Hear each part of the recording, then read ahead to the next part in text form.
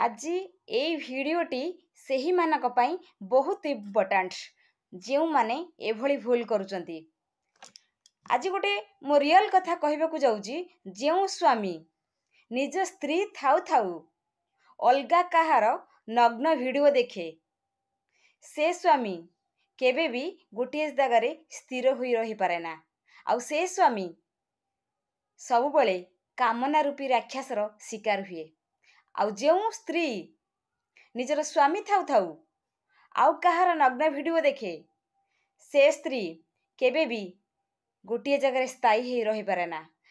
ତା ଭିତରେ ବି କାମନା ରୂପୀ ରାକ୍ଷସ ପ୍ରବେଶ କରି ତାକୁ କବଳିତ କରେ। ସେଥିପାଇଁ ଏଭଳି ପାପଠାରୁ ଦୂରେଇ ରୁହନ୍ତୁ। କାହିଁକି ନା ଭଗବାନ ସୃଷ୍ଟି କରିଛନ୍ତି ସ୍ୱାମୀ ସ୍ତ୍ରୀ, ସ୍ୱାମୀ ପାଇଁ ସ୍ତ୍ରୀ ଆଉ ସ୍ତ୍ରୀ ପାଇଁ ସ୍ୱାମୀ ହିଁ ଚିରସ୍ଥାୟୀ।